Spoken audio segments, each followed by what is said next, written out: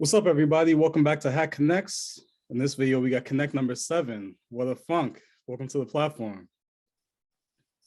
What's going on? Happy to be here. Thank you. No doubt. I appreciate you coming on, and shout out to Ant for plugging us. We just met, but you've been giving me game as far as on the YouTube space and just as far as branding and business related ideas. So I'm happy the viewers get to hear you out, and I'm excited for this. Yeah, me too. Excited to get into it. Definitely. You want to just give a quick bio or, about yourself and the brand before we get into it? Yeah, definitely. So my name is John G. I'm the owner of WHADAFUNK.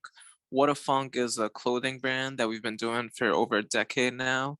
Our mentality is like do your own thing, DIY. It's very DIY catered, and it's just a clothing brand for people who are into that streetwear culture as well.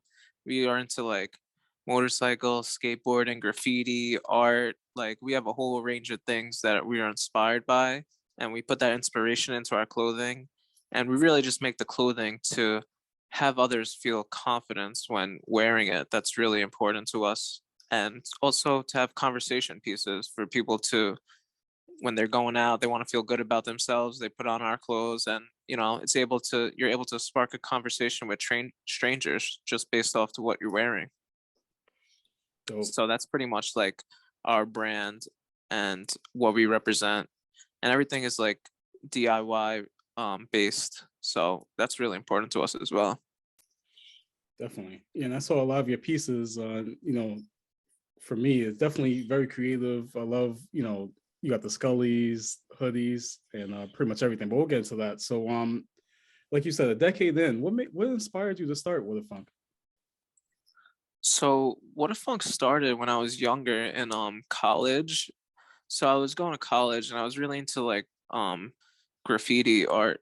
And we used to go down to New York City, me and my friends, and we used to go around, take pictures of graffiti and stuff like that, and skateboard around the city. Just young kids just doing our thing, having fun and exploring and just getting out there. So while we were out there one day, I just happened to go into a store because I'm a very curious person. I like to explore. I like to go into different places and just get ideas because I'm an artist.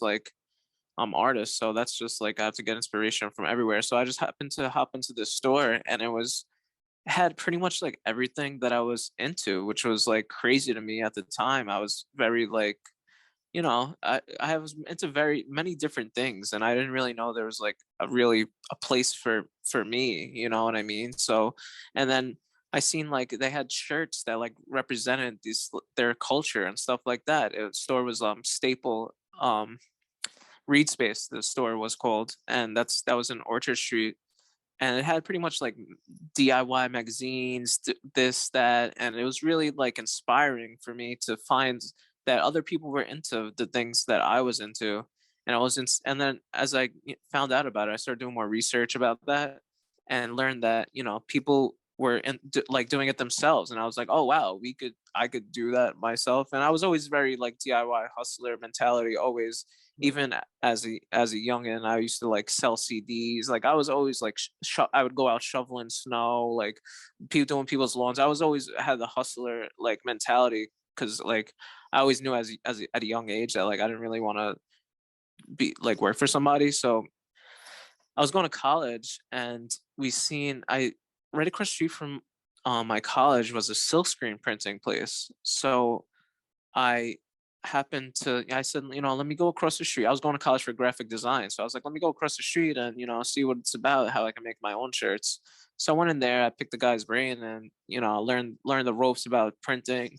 This guy, he hated me because I was just a young guy, and I was getting our first run was 12 shirts, and he was like, this is the smallest amount of shirts, because I didn't know I wanted to do a brand. I was just I wanted to make a shirt. I was like, oh, this is cool, I can make my own shirt. I didn't know that was possible. So he used to hate me because I used to run in and give him the smallest amount of orders, on the first he was like, come on, man. He's like, it's a waste of my time. And now that I do it myself, now I know why he was saying that.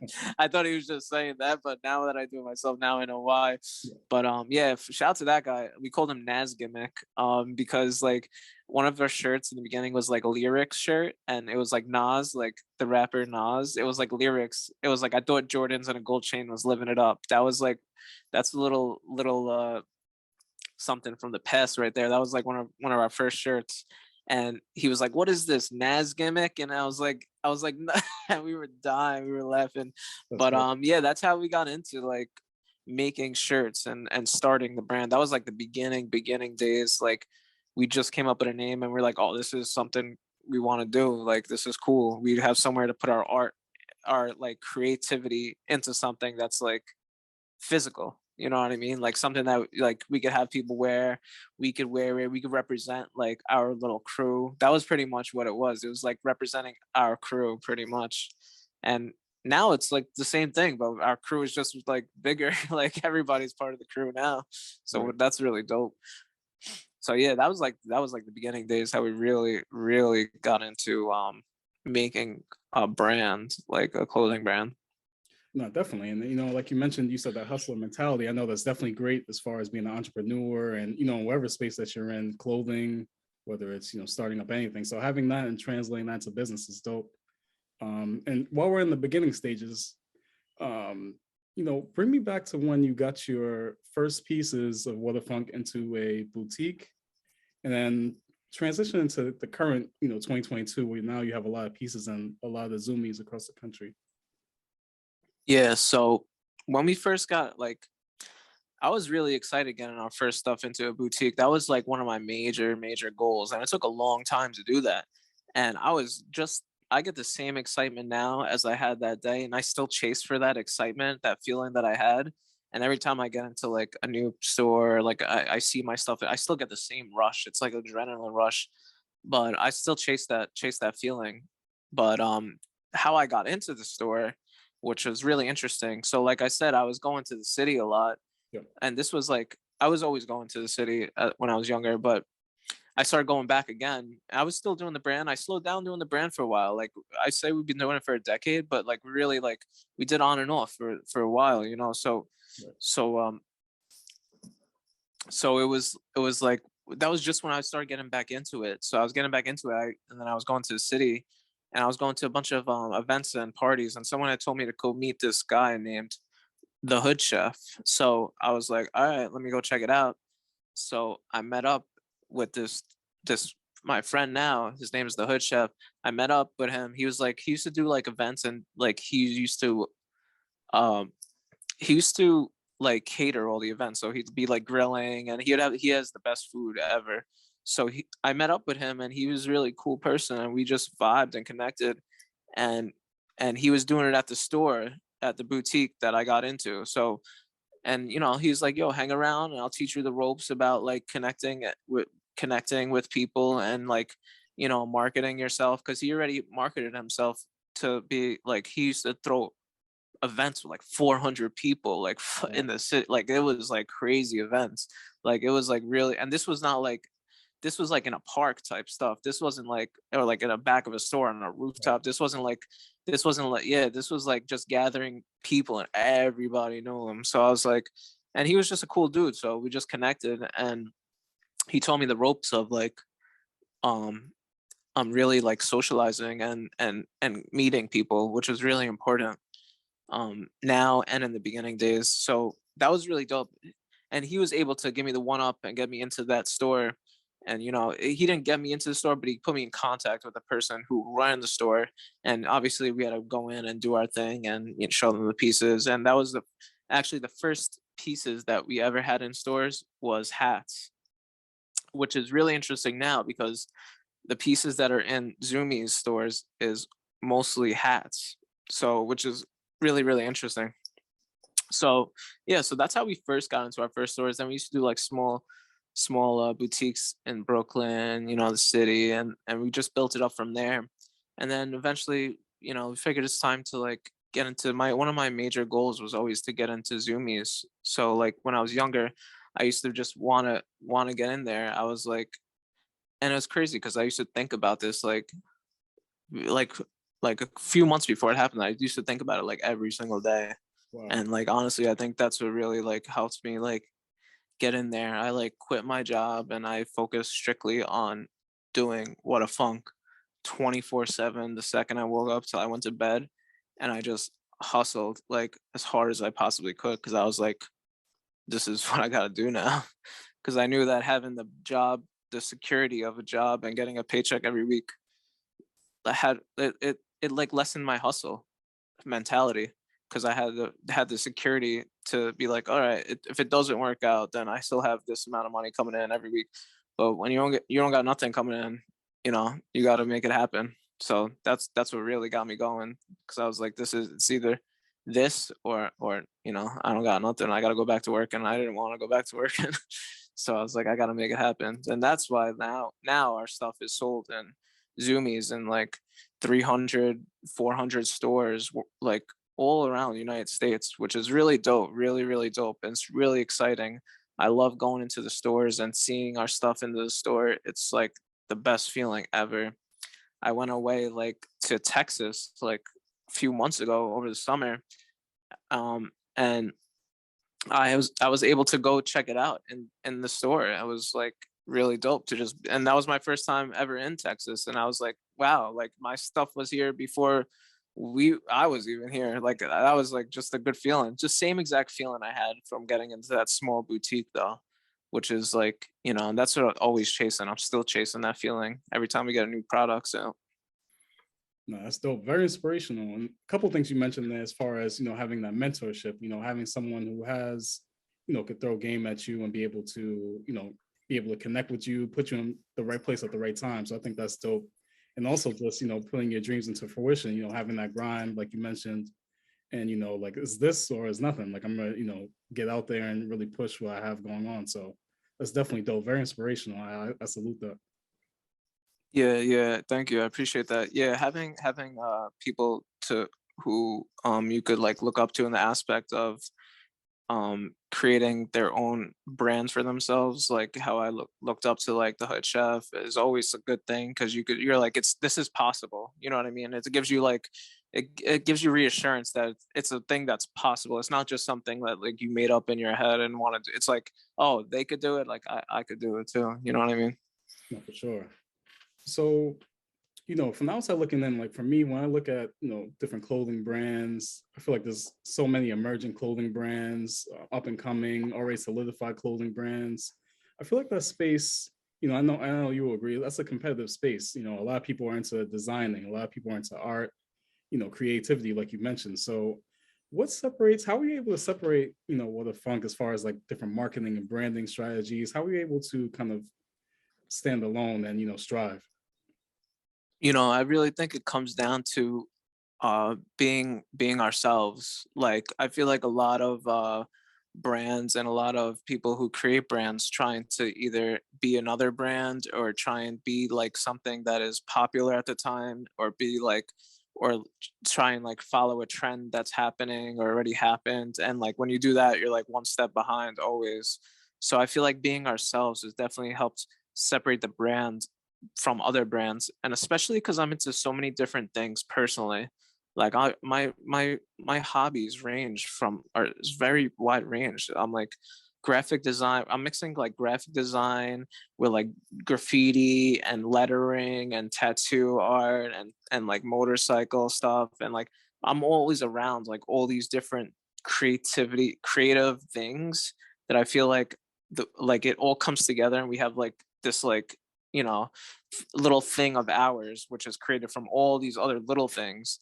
But I feel like mostly we separate ourselves by being ourselves, and I really think that people miss that a lot when they're creating a brand. They want to be like, oh, their favorite brand, or be like that brand, or be like this brand. And also consistency. I feel like a lot of and doing it for the right reasons. I feel like a lot of people want to do it for like they think they're gonna make like a quick thousands, few $1,000s here, if you like, and it's like not like that. Like I think you might make a little bit here and a little bit, like you might make a decent amount, Right. but then you might fall off and then you might not care. But like you gotta like I've always been consistent with the brand always, like just because it's coming. I think mostly because coming from like art, we keep it very like artistic and very art background related. So I feel like that's how I'm able to like express that whether it's like most of the designs are drawn by me, but sometimes I have my friend Ed Santos artist helps out sometimes with some art, and sometimes I'll do some collabs here and there. That's dope. But just definitely staying consistent and being ourselves. So you got to be yourself, number one, first and foremost, whether you're doing a brand or like, or just putting your marketing yourself out there, you know, a personal brand or a clothing brand.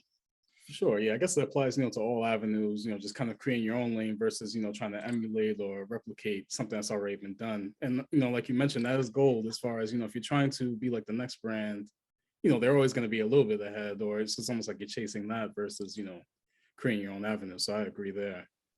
So, Yeah, exactly. so what a funk. I know, like you said, you're involved in a lot of the designing process, but you also have a team. How were you able to kind of formulate a team, and how has that helped with production and different ideas and just overall operation at WHADAFUNK? So shout out to the WHADAFUNK team. First, I want to give a shout out to all of them, and I'm gonna tell you who they are and what they do behind the scenes, because a lot of people don't know. They think it's just me running the show, and majority of the time, I'm running the show, but we got a whole group of friends that are helping out behind the scenes over here. So first off, A&T. So A&T, major behind the scenes, does all the video editing you see for all the vlogs and all that stuff like that. I used to do it, but I passed down. A&T is my younger brother, and he's my right hand man. Always helps me with printing, always helps me with anything I need, doing events, whatever the case is. Also helping me out with ideas and stuff. And we bounce stuff off each other all the time. But he's doing all the editing for the vlogs, everything like that every week, making him go crazy doing all that. But um, second up, we got Grizz. That's the homie, always helping out, whether like all the decals, like on all the packaging that you have, and doing all the orders like that is all picked out from him. All the stickers, all made by him. And he also helps out pop-up shops, stuff like that, packing orders. When we get the huge orders that we got to handle, always here helping out whatever we got to do. And then we got Lex. Lex is doing all our newsletters, and he writes all our newsletters and pumps it out, all the marketing behind the scenes like that. But those are the three main people, and we got a bunch of other smaller, my other family and friends who help out here and there. But those are the major people helping out right now. And I wanted to give them a shout out because I usually don't have the chance to let people know who's actually doing the stuff, other stuff behind the scenes. That's why I wanted to shout them out on here. So they're mostly helping out. Having a team is very, very important. And I want to keep growing the team. I'm looking to keep growing so I could focus more on other aspects of the brand that I'm able to focus on, and let them do things that I don't have to do, so we could grow even more. So having a team is very, very important, and it's hard to build a team. It's very hard to build a team, and that's what I wouldn't say struggling with right now, but that's what I'm learning right now. I'm learning to how to grow the team besides from just the homies and the friends. I'm trying to expand to get more more units in here and helping out more, just to keep growing. Like, I think the bigger the team is, gives you more capacity to grow. So that's what we're trying to work on right now. It's actually exactly what we're working on right now, trying to grow more and more. Definitely. And it seems like, like you mentioned, it's all family and friends. So I know that definitely helps with the chemistry and the flow of things.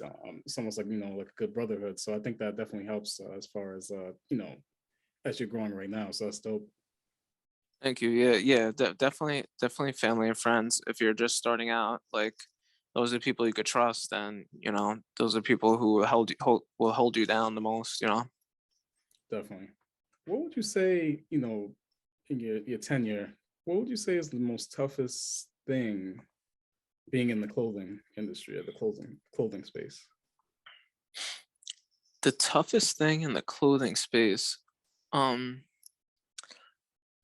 the toughest thing is honestly, I think it's staying like creative. Like, you got to put out like seasons, like, so like you have to put out fall, winter, spring, summer, and that's like every year nonstop. So like once I'm done putting out the summer line, I'm already working on the winter line. Once I'm done with the winter line, right, like right now I'm working on the summer.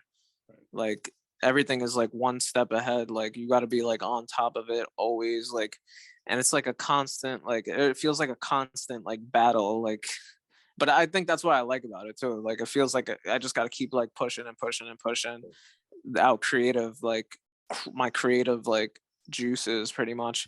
But that's what I like about it too, which is kind of funny. It's the hardest part, and that's what I like. And I think that's why I'm in this, because I like the challenge and I like to like prove myself to myself, not just, I don't care about other people. I don't need to prove anything to anybody but myself, really. So like I just like want to prove to myself that I'm able to do it. But yeah, that's definitely the hardest part in the clothing industry is, staying creative. You gotta you gotta keep creating. You gotta keep putting out your new ideas, and it's like never ending creativity. Especially like I like to do all the creating, so that's why it's kind of a struggle. Like, but it's also what I like doing. So that's definitely the top part.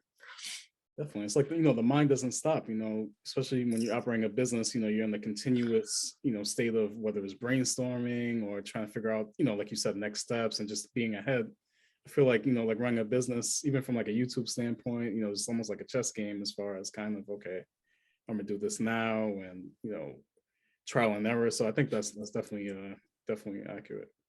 Yeah, definitely. That's like, especially with clothing, it's not just a brand. At the end of the day, it's a business as well, like you said. So like it's like I'm the hat of many, many roles in this position. I got to think of new vlogs, new content, what content I'm going to put out today, and I got to not only make the clothing but also showcase the clothing, photography, video shoots, commercials. Like it's not just like, oh, here's some clothes and like, they're there. It's like I got to do marketing, got to do this, got to do that. It's like it's just never end. It's like a never ending. There's always something you got to be done.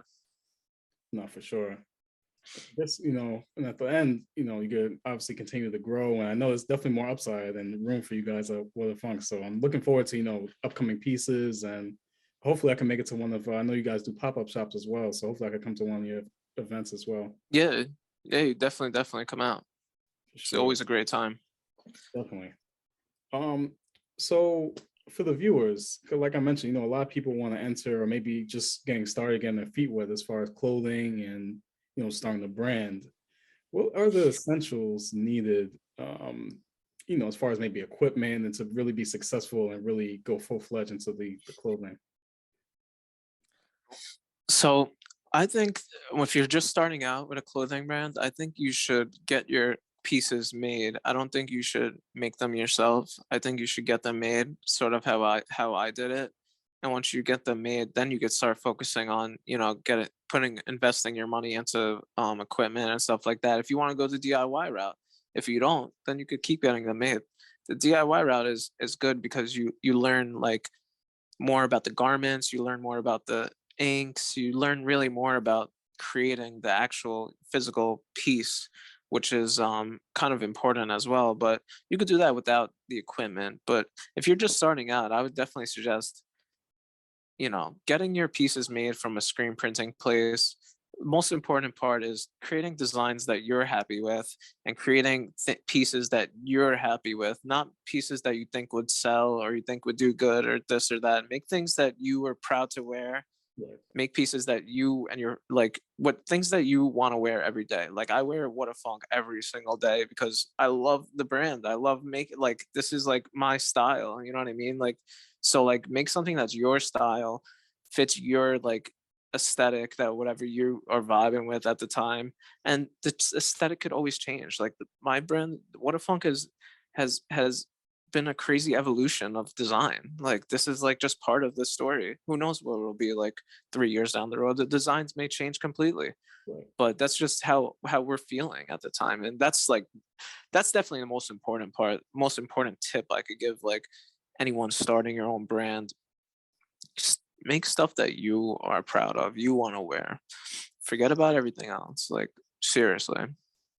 Right. And that just goes into what we spoke about earlier as far as, kind of being similar to your competition and kind of following trends. So I think, that authenticity of, having a vision, putting it into life, and just sticking with that and believing in it. I think that's important. So that's definitely great advice. Yeah, it helps, and it helps you want to keep making it too. You know, it makes you want to keep doing it as well. It makes you like, if you're just doing it for different reasons, or creating stuff that you're not exactly happy with and only doing it for like so people will buy it, then you will eventually stop being happy doing it. So excited when I make a new shirt. I'm like, oh, I can't wait to wear this. I'm like so excited. I'm like, this, I can't wait to wear this. Like, and it's funny because like when we make new stuff, I don't wear the stuff till the release day, because it's like some like weird superstition in my head that Yep, like I can't wear it till the release day. So I'll just have it there and I'll just be looking at it like, oh man, I can't wait to put this out so I can wear it. And that's the feeling that you should be having when creating your own brand. definitely. That makes sense. So, it's 2022 now. What do you have on your schedule as far as events, and what could the viewers look out for this year? So this year, I'm trying to hit up a lot more, trying to do a lot more events and a lot more pop-up shops. Last year was kind of slow and obvious reasons. Right. So this year, I'm hoping that this summer we'll be trying to do a lot more events. We're going to be doing more events at our studio space. We do sidewalk pop-up shops. We bring our pop-up shop outside, have people walk by out in Peekskill, New York. So we have people walk by, hanging out. We hang out, have some drinks. Last time we had our friend doing a live painting. We raffled it off at the end. It was always just a good time, a good vibe. Trying to do more events from us, more 10 more events as well. And not only that, I'm trying to put out the most amount of content that we've ever put out. So I'm switching up the content. I'm trying to give a lot more inspirational stuff for people to get inspired by from us. We started doing live streaming. We've never done that before. We got 2 episodes up so far. So I'm going to continue doing that. It's fun to connect with the community on the live space like that. And I'm trying to grow our Discord as well. We have a nice community on our Discord. And I suggest everyone who has their own personal brand or brand get one, because it's a nice way to build a community and get into more content, put ourselves more out there, more stores, trying to always get into more stores. So if any stores see this, hit us up. Yeah, Always interested. Um, so yeah, so that's what's really on our plate. Best designs, always better designs, always improving our designs, always improving our products. And we're just trying to, we're trying to keep it growing, keep it trying to grow our YouTube channel. We're just trying to grow on all platforms of that we're on, all social media platforms, and in real life too. We're just trying to keep growing and growing. So we got a lot on our plate, and we're ready to eat. no, for sure. So speaking of your platforms, you want to just give a for the viewers, let them know what platforms you're on and what the name is. All right, so WHADAFUNK, WHADAFUNK, on all platforms, whether you got Instagram, TikTok, YouTube, um, Twitter. I'm literally posting every single day on every single platform. YouTube at least once a week. So make sure you guys follow us on any channel that you're on. We're on. So make sure you follow us on any of those. And I'll follow you back. Let me just know that you followed us from here, and hit me up. Yep, you heard it first on Hack Connect. So John, this was great. I appreciate you coming on again. I don't know if you have any more remarks, but yeah, I'm done with on my end with questions. All right, thanks a lot, Hack. I appreciate you for having me up as a guest on here, and I had a great time. I hope people were able to learn a few things here and there, whatnot. And if anyone wants any further tips or anything, you'd always just hit me up. So thanks again, Hack. I appreciate it. No doubt. Appreciate you, bro.